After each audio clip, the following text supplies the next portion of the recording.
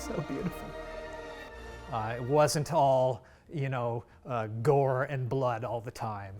There was lots of peaceful moments like this, presumably. Hi, I'm Dr. Jordan Mallon. I'm a palaeobiologist at the Canadian Museum of Nature. And in light of the fact that the Jurassic World Dominion movie is coming out this summer, I've been asked to react to some of the movies in the Jurassic series.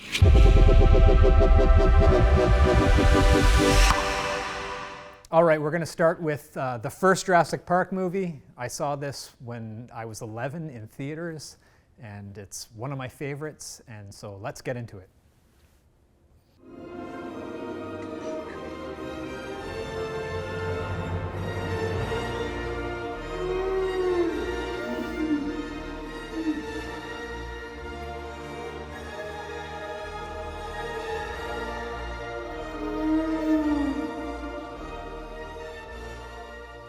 They're moving in herds. They do move in herds. Well-written music, yeah. All right, that might be one of my favorite scenes from the movie. It just shows a couple of brachiosaurs emerging from a lake alongside some duck-billed dinosaurs, Parasaurolophus they're called. I just love these scenes from the movies where it shows the animals sort of living their natural lives in their natural habitats, not running from the jaws of a T-Rex or the claws of a velociraptor. These brachiosaurs and these hadrosaurs, these duck-billed dinosaurs, did not actually live next to one another in real life.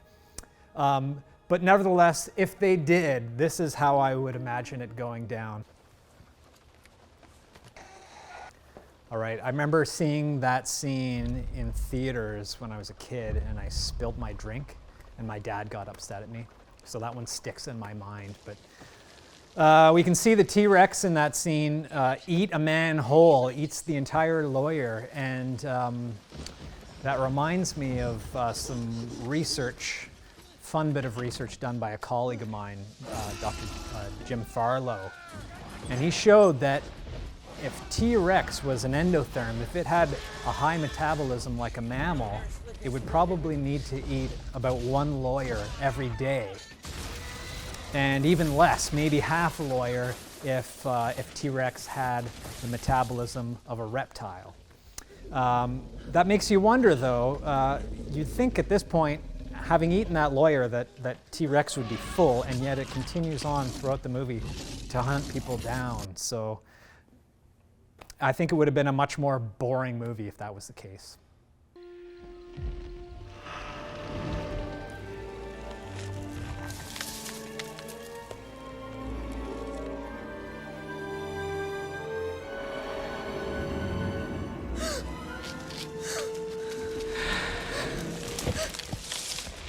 Go away! It's okay. It's a brachiosaur. It's a Vegisaurus, Lex, Vegisaurus. Okay, this scene is a little problematic for me. Alan Grant here tells the girl, Lex, to think of the Brachiosaurus as a big cow. And if you watch carefully, the Brachiosaurus is actually chewing its food, moving its lower jaw side to side, something like a cow would. Now, I do some work on dinosaur feeding and jaw mechanics, and there's really no evidence that dinosaurs could chew quite like a cow with those sort of lateral displacements of the lower jaw. The lower jaw moved in a much more simple sort of hinge direction. Maybe there was a little fore and aft movement, but we're quite certain that brachiosaurs, and most other dinosaurs for that matter, did not move their jaws like a cow when feeding. Next, we're going to react to the Pachycephalosaurus scene in the second movie, The Lost World. Stop. Pachycephalosaurus. Carnivore? Huh? No. Herbivore, late Cretaceous.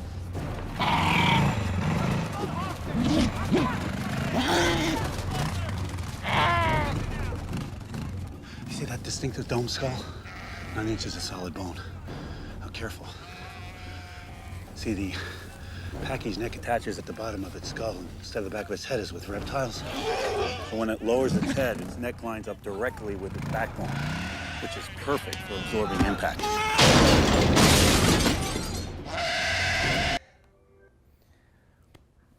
All right, I liked that scene. I thought Dr. Burke, who is basically a play on Dr. Robert Bacher, or an actual paleontologist, he describes some of the adaptations of these dome-headed pachycephalosaur dinosaurs for headbutting. And I actually have a student right now, Brian Moore, who defended his thesis looking at the adaptations behind the skull in what we call the postcranium, the postcranial skeleton for headbutting. And so I thought he did a pretty good job of capturing that. One little nitpick in the scene maybe, this is clearly not an adult Pachycephalosaurus. They were quite a bit bigger, taller than a human maybe.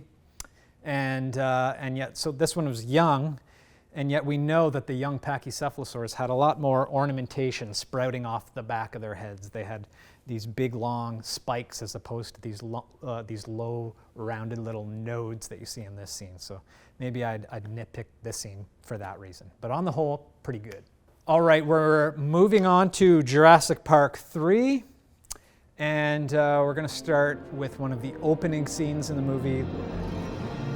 Okay, this is one of those Jordan loves it scenes, showing some brachiosaurs living alongside some stegosaurs, living alongside some ankylosaurs. I think I might have seen a duck-billed hadrosaur in there too.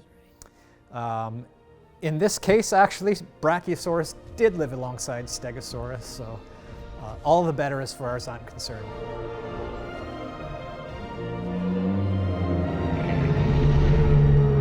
Again, I work a lot on dinosaur paleoecology. One of the things that interests me is how these dinosaurs lived alongside one another, how they competed with one another, or how they avoided competing with one another via niche partitioning.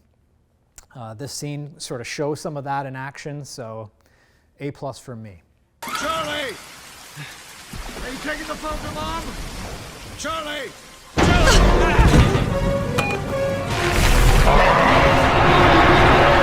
This scene here shows the Spinosaurus swimming in the water, and there's some debate right now as to whether or not it could actually do that.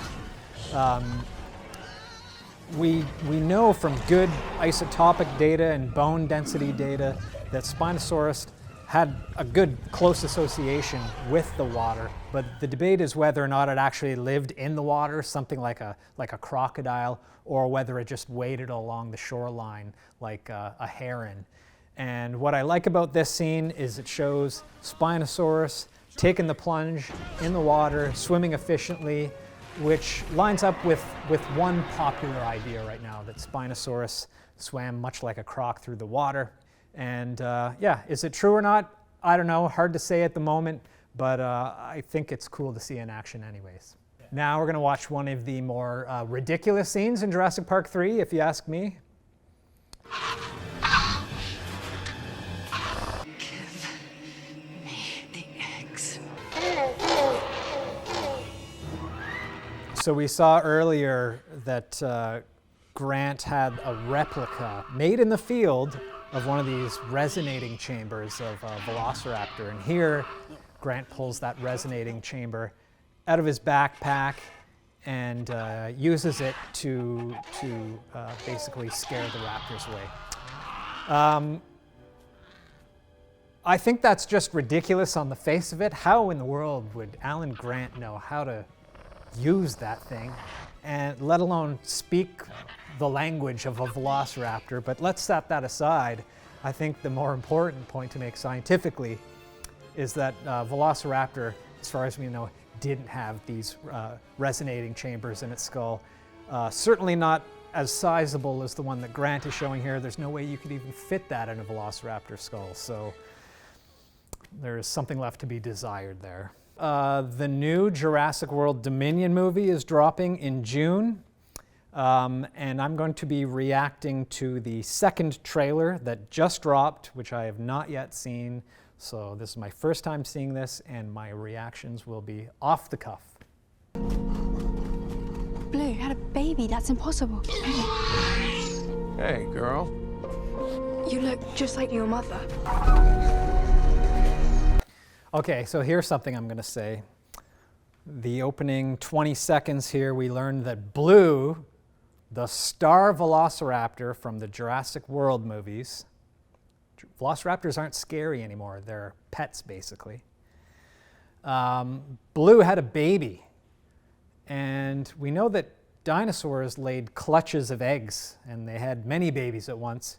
Here it seems that our friend Blue had one baby, which strikes me as a little off. I would think that Blue would have had many babies, but let's roll with it.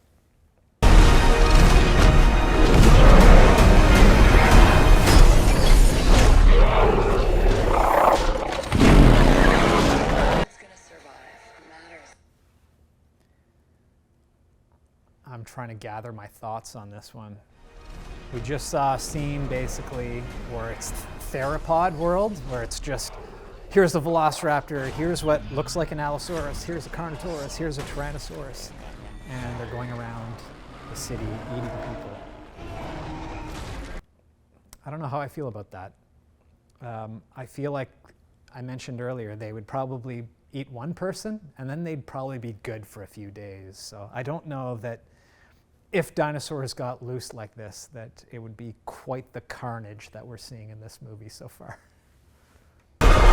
Everybody hold on to somebody.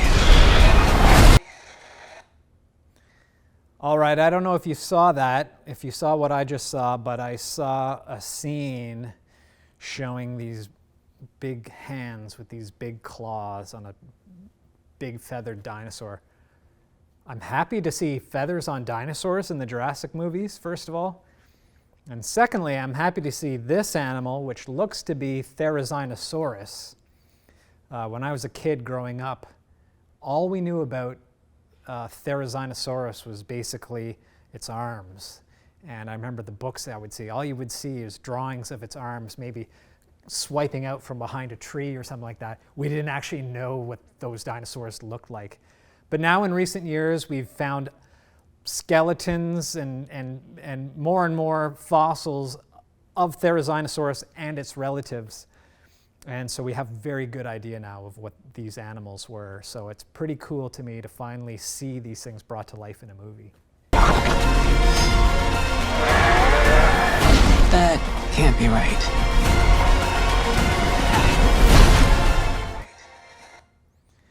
All right, this one sticks in my craw. I remember seeing this in the first trailer. I think this is supposed to be a Pyroraptor, one of these new feathered raptors that they're bringing into the movies. It looks okay. Diving into the ice to swim through the water leaves a bit to be desired. We don't think that these dinosaurs were particularly good underwater swimmers. I have no doubt they could swim, but to glide through the water effortlessly like a penguin, I don't know about that. All right, that was the second trailer. Lots of theropod action, lots of blood and guts and teeth and claws. I mentioned earlier that my favorite scenes in these movies are the peaceful scenes showing the dinosaurs living alongside one another peacefully, eating, going about their business. I get the impression from watching this trailer that there's probably not going to be a lot of that. These movies, despite some of their shortcomings, mean a lot to me, and I always look forward to seeing a new one come out, and you can rest assured that I'll be there to see the new movie when it does finally hit theaters. Not so bad.